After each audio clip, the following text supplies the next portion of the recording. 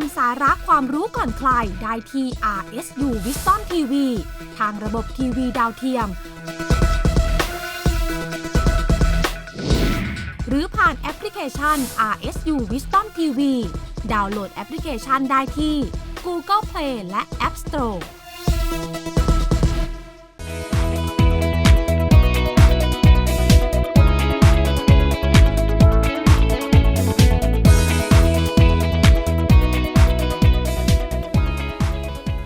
Welcome back to ASEAN Challenge. Up next is ASEAN Interview นะคะและ ASEAN Interview ในสัปดาห์นี้นะคะจะไปฟังมุมมองจากนักเรียนทุนนะคะจากทางด้านของประเทศเพื่อนบ้านของเรานี่เองนะคะเขามาทำการศึกษาทำการวิจัยในประเทศไทยแต่ว่ามีมุมมองที่น่าสนใจมากเกี่ยวกับทิศทางของการเปลี่ยนแปลงประชากรในประเทศของเขาแล้วก็ยังมีมุมมองที่เปรียบเทียบกับภาวะประชากรในประเทศไทยด้วยทั้งหมดนี้จะถูกนำมาเป็นข้อเสนอเกี่ยวกับนโยบายด้านประชากรในอาเซียนค่ะรายละเอียดเป็นอย่างไรไปติดตามกันเลยค่ะ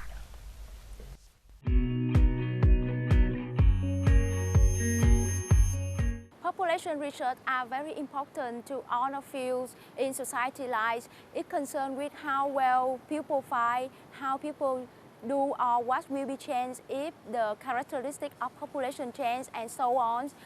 Population research will very useful and helpful for all researchers as economics, health or social researchers. Normally, demographers always as a part members in policymaker in every country. Due to a powerful way of globalization and international interaction that have changed people's awareness about family, the relationship of the family even in developing countries has changed and become looser. Families, according to many people perception nowadays, are no longer the only and the most valued units. Currently in Vietnam, new powerful trends as unmarital couple cohabitation, remarriages, and sexual relation and model family in Vietnam family pattern. Single mother are considered mother raising children alone. They can be widow, separate, divorced, or unmarried.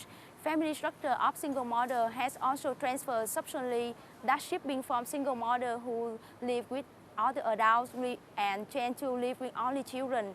Strong shift in the structure of family, single family will potentially have a significant impact on the single mother family. Single mother may suffer loneliness in caring children and weakness of family solidarity may have great influence on the ability and condition to maximize productivity of the single mother. So, based on requirement of demographic dividend, developing countries need to have public policy and contrast to many social welfare for single mother families, which provide cohesion between the single mother family, which promote cohesion and supporting caring each other. Although the parents of the child were divorced, on the other hand, the industry record to developing success for single mother with working condition of production and accumulate for the second demographic dividend. They need to have policy to support children in single mother family, ensure comprehensive development and quality to building and training good resources for the future. From analyzing this impact to single mother family and the concept of demographic dividend, we see that appearance of single mother family have a great impact in demographic dividend benefits. Therefore, policies should cause that remain appropriate to promote the insert of the first demographic dividend to Vietnam and developing countries also have reached the maximum benefit when step into the second demographic dividend.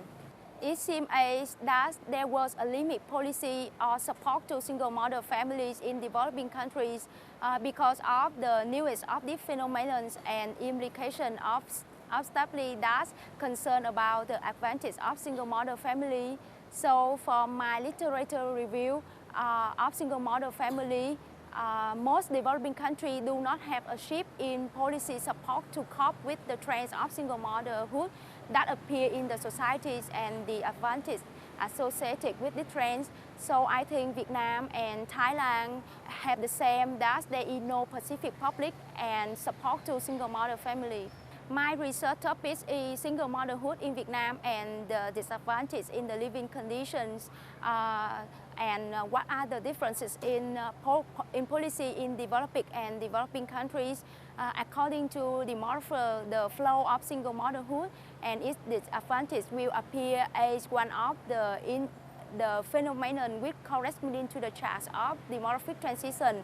And to ensure that each country can take the advantage of window opportunities of second demographic dividend in aging societies, the developing country also need timely support policy for this population correspond policy experience from developing countries. The main reason why I was interested in studying population, because before I came to Thailand, I was a civil servant and I worked mostly some issue related to population. So at that time, I also help draft population policy and other policy regarding of the industry sector in Cambodia. And then later, I found out that I started to feel very interested in population issue and public policy, of course. And then later, I found out that I need another career. So I started to feel bored with my job. And then I think that I need another career. And then I start to look for a new major at the university. And then I found out demography, Chulalongkorn. Then I came to Thailand. Current situation, demographic situation, there are three. Maybe for fertility, right now fertility in Cambodia is higher compared to other neighboring countries, including Thailand and Vietnam. I think the last DHS survey indicate that the total fertility rate in Cambodia is 2.7, so it's still high, but it's declining over time from one DHS survey to another. It shows that the fertility is declining, so probably in the future it will fall below replacement level, but right now it's still high. And the issue of mortality, right now for mortality in Cambodia is higher than neighboring countries, including life expectancy is lower than Thailand and Vietnam. Mortality is high, so probably the important is that the government should pass a policy to make the mortality rate lower than this. And the issue of aging society in Cambodia, recently, the proportion of older people is only 7% of the total population. So sooner or later, Cambodia will become an aging society. So the issue regarding of old people will become very obvious. So it's going to be a big challenge for development.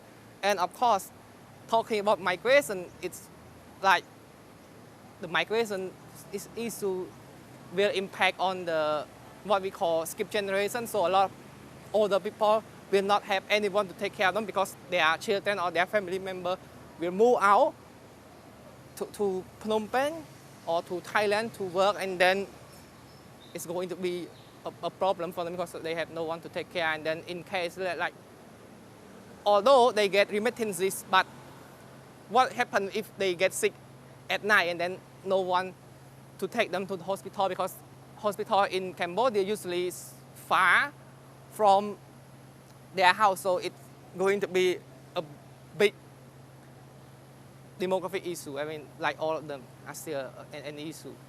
Concern more about the issue related to migration because it's not only for short-term impact, but there are also a long-term negative impact on the development. Again,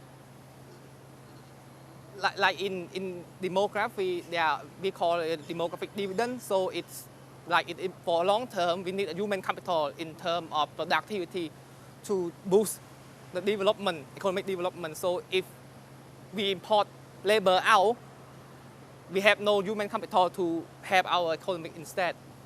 So, and for a long term, if they migrate, they have to take, some of them take their children with them. So in these children, are not educated because their parents are migrant. They have to move when their parents move. So if their parents migrant to work and they move from place to place, like in case of construction worker, they have to move with their parents and they will not be able to attend school regularly. So in the future, they will become uneducated and then they will have to repeat the poverty circle again. Compared to Thailand, I think Thailand is doing better than Cambodia in planning demographic policy and also solving demographic problem. Like for Thailand, they have like better life expectancy, better economical income. They have like higher income. They have better health system. They have better educational system. And although Thailand is facing like falling fertility, which right now they already fall below replacement level, but the economy is still growing. But for Cambodia, if the fertility fall below replacement level and we don't care anything, probably there will be a stagnation, which means like there like a stop development. So I think probably Thailand is still doing better in this.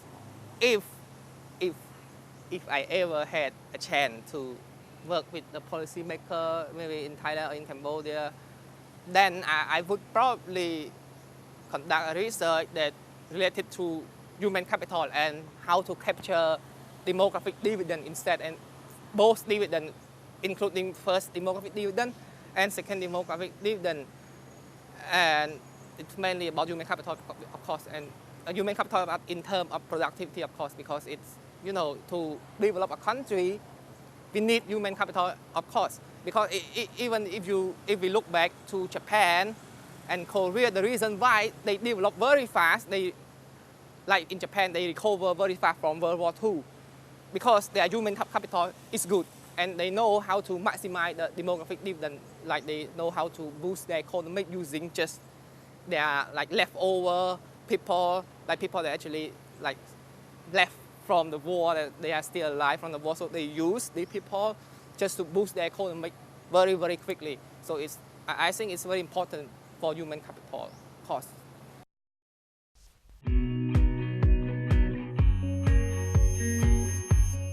And there you go, very interesting information there from our Vietnam representative. And that wraps up ASEAN Challenge for this week. Thanks for joining us, and we'll see you again very soon. For now, สวัสดีค่ะ สวัสดีค่ะ